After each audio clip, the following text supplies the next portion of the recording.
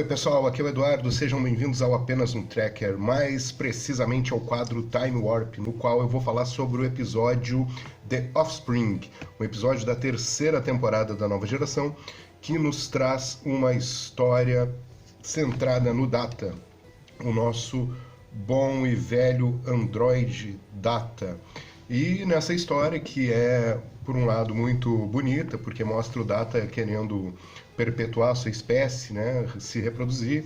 Por outro lado, traz algumas questões muito, digamos assim, instigantes, sobretudo para quem é fã de ficção científica, porque aborda, traz aquele bom e velho debate, né, da ficção científica sobre os direitos das formas de vida artificiais, que o Isaac Asimov, né, tratava nos seus livros de maneira genial. E também, por outro lado, traz uma história muito triste, no qual todos choram no final. Tá no ar o Time Warp.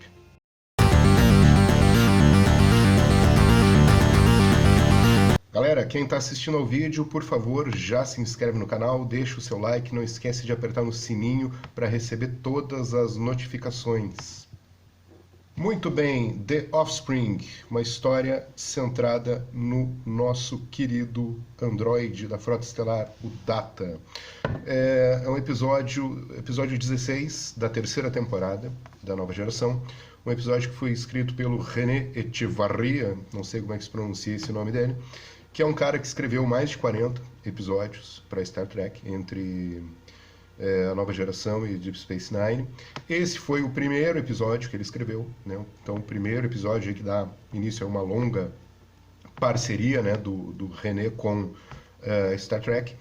E também é um episódio dirigido pelo Jonathan Frakes, o nosso inenarrável William Riker. Ele também que, desde que ele começou a dirigir para Star Trek, e esse foi também o primeiro episódio, né? Então temos dois iniciantes aí nesse episódio, iniciaram com o pé direito. O Frakes dirigiu episódios em todas as séries e participou de Star Trek que vieram depois da Nova Geração.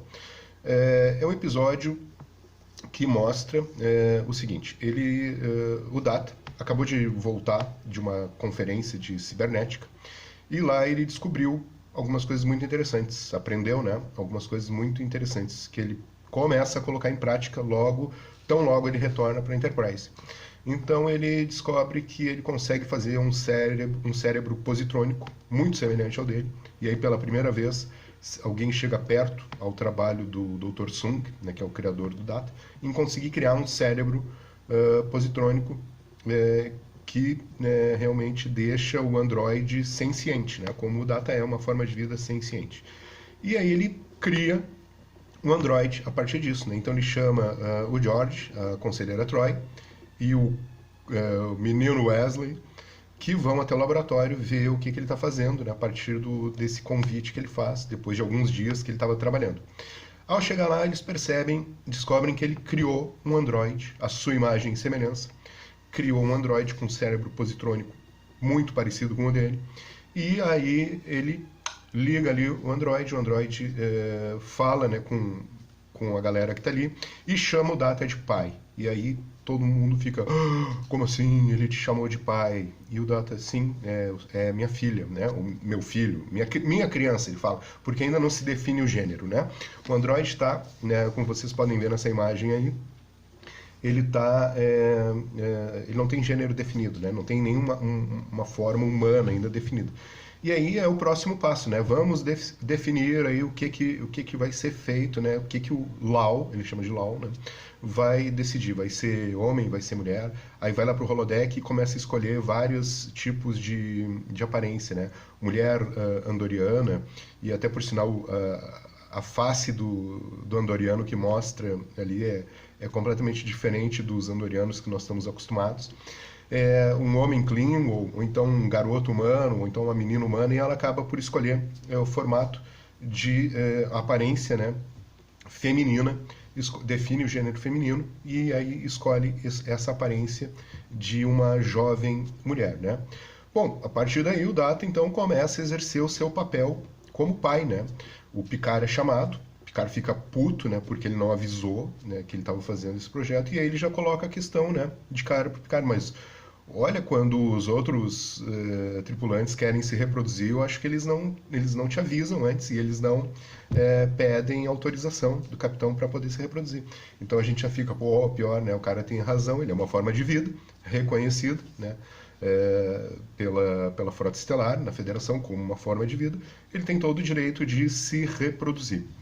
Mas daí, então ele começa a agir como pai, começa a ensinar, né, a Lal, assim, tudo que ele sabe a respeito do ser humano, apesar dele nunca ter conseguido desenvolver as emoções ainda. Só depois lá que vai ter o negócio do chip, mas por enquanto ele não tem emoção nenhuma. E ele vai tentando, né, educar a Lal, essa garota nova, android, na nave, e vai passando todos os ensinamentos para ela. E depois o Wesley pergunta para ele, tu acha que não devia colocá-la na escola? E aí ele coloca ela na escola, só que daí ela sofre bullying, né, por ser diferente. Ela assim, isolada dos coleguinhas. E aí ela tem uma cena que eles pegam o turbolift, ela e o Data. E ela fala, os colegas estavam rindo, né? Ela pergunta o que é o riso. E aí o Data explica, é uma reação fisiológica, humana, o humor e tal. E aí ela, nossa, mesmo sem eu dominar o humor, eu fiz com que os meus colegas rissem, né? Só que eles estavam rindo dela. Aí o Data explica isso de uma maneira muito didática para ela, assim, não, eles estavam rindo, não estavam rindo contigo, estavam rindo de ti. Aí ela pergunta a diferença e ele diz, não, a primeira é gentil, a segunda é hostil, né? Ou seja, não deu certo ela na escola. E aí ele tenta, então, uma nova alternativa, né? Coloca ela junto com a Guinan no bar panorâmico, né? No Ten Forward, para... Não existe um lugar melhor, como a Guinan diz, para observar o comportamento humano, né? Então lá ela vai ver todo tipo de comportamento, principalmente as pessoas flertando, né? Ela fica muito curiosa com isso, ela acha que o cara tá mordendo a mulher, na verdade eles estavam se beijando, aí a Guinan explica para ela. E aí, quando os dois saem, ela pergunta, onde é que eles vão? E aí a Guinan, não, tem coisas que o teu pai vai ter que explicar para ti melhor. E aí acontece então uma cena muito engraçada quando o Riker volta para a nave, que ele não tava tipo de licença, eu acho. E aí ele já chega no bar, ele vê ela, né? Ele já vai dar em cima dela. E aí ela pega e puxa ele, dá um beijo na boca dele. E ele fica completamente desnorteado. E aí, nesse momento entra o Data e pergunta, Sr. Riker, quais as intenções do senhor com a minha filha? Mas aí a questão é que esse experimento do Data, essa reprodução dele, né? Essa filha que ele teve, a família que ele está constituindo, começa a chamar a atenção da Frota Estelar, e a gente sabe que na Frota Estelar os caras são meio assim, xaropes, vamos dizer assim, eles gostam de encher o saco. Essa é a verdade. Já tinham enchido o saco na segunda temporada com aquele episódio The Measure of a Man, que é o episódio no qual se questiona se o Data é uma pessoa ou é uma propriedade da Frota Estelar. E aí o Picard faz aquela defesa brilhante do Data e consegue conquistar os direitos, né?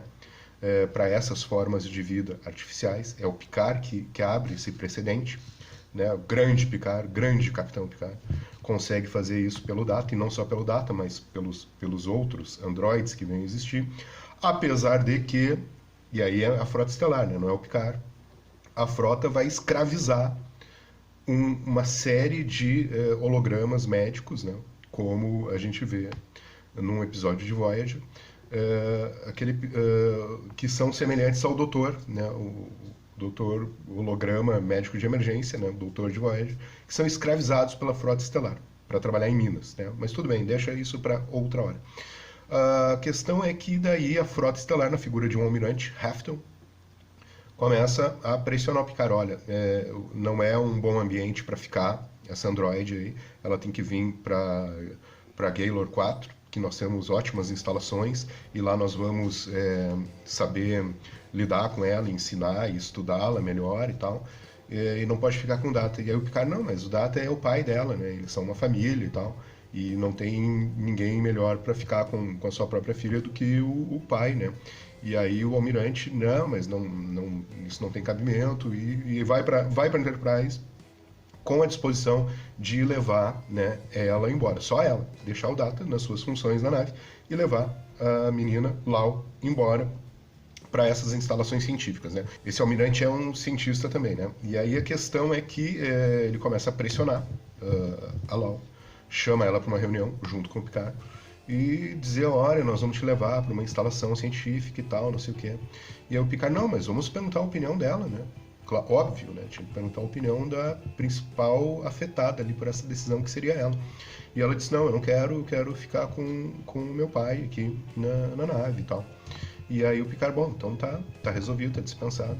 Só que delas, ela fica extremamente nervosa com isso, porque ela já tinha demonstrado que ela tinha dado um passo adiante ao Data, né? Como é o objetivo, né, da reprodução, a evolução da espécie, e a evolução se concretizou nesse caso porque ela já ela fazia contrações, né, na fala, né? Por exemplo, o Data fala I do not, ela falava I don't, né? Então já percebeu que tinha alguma coisa ali mais evoluída que o Data, né? E ela começa a demonstrar emoções. Ela fica profundamente atemorizada com essa possibilidade de ser transferida para longe do seu pai, né, com a pressão essa pressão do almirante. E ela entra nos aposentos lá no alojamento da conselheira Troi, e a conselheira percebe que ela realmente está com medo, ou seja, uma emoção, né, que o Data é incapaz de sentir, e ela estava desenvolvendo emoções. Porém, aí vem a parte fatídica da história, né? Essa emoção foi demais para ela, deu tilt no seu cérebrozinho positrônico, e infelizmente, né, apesar de que aí o almirante dá uma reviravolta, né, ele se compadece da situação, ele tenta ajudar o Data de todas as formas, né, eles ficam encerrados no laboratório com ela, tentando fazer com que ela não entre em colapso.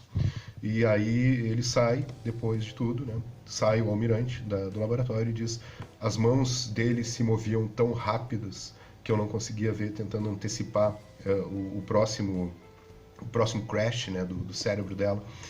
E ele fala aquilo profundamente emocionado para o George, para Troi e para o Crusher, né, para o Wesley. E é uma coisa assim muito tocante, né? A gente vê isso, né? E eu acho que finalmente aí naquela cena o almirante aceitou, né, que aquilo lá que ele considerava como androide, na verdade não era aquilo, era uma pessoa, né? Viva, com sentimentos, com a sua inteligência e senciente, né? O Picard, numa das reuniões que eles têm, ásperas, né? O Picard fala para ele assim, ó, fui eu que conquistei, eu ajudei a definir os direitos dos androides, né? E foi mesmo, né? Como eu estava falando no início. Mas por fim, lá numa das últimas cenas, né? Que é o Data se despedindo da sua filha, Lal, é uma cena bastante triste, porque é a cena que todo mundo chora, né? Quando estão os dois ali, ela não vai ter jeito, ela vai ter que ser desligada, desativada. Ele fala isso para ela e ela diz que sabe e tal. E ela fala pro Data assim, que amava ele, né? Pai, eu te amo. E o Data responde, eu gostaria de sentir o mesmo. E aí ela fala, eu sinto por nós dois. Não tem como sobreviver, sair ileso dessa cena, né? Então, e aí ela é desativada, ela repassa assim, todas as memórias, todas as coisas que ela experimentou, né? Ser mulher, conversas, alimentos, tudo, né? Que ela viu nesse curto período da vida dela. E ela é desligada, o Data volta para a ponte, Picard fala para ele que estão todos muito tristes com isso. E aí ele volta lá pro seu posto e o episódio termina, né, com um close nele, refletindo, né, já que ele está com todas as memórias dela dentro do seu cérebro. É um episódio muito, muito, muito bom. É um clássico imortal de Star Trek, um dos melhores episódios já feitos, sem a menor sombra de dúvida, e que faz a gente sentir emoções, né? Emoções que o Data não consegue sentir, todos nós sentimos fortemente assistindo The Offspring. Pessoal, foi um prazer, espero vocês nos próximos vídeos. Uma vida longa e próspera a todos. Tchau!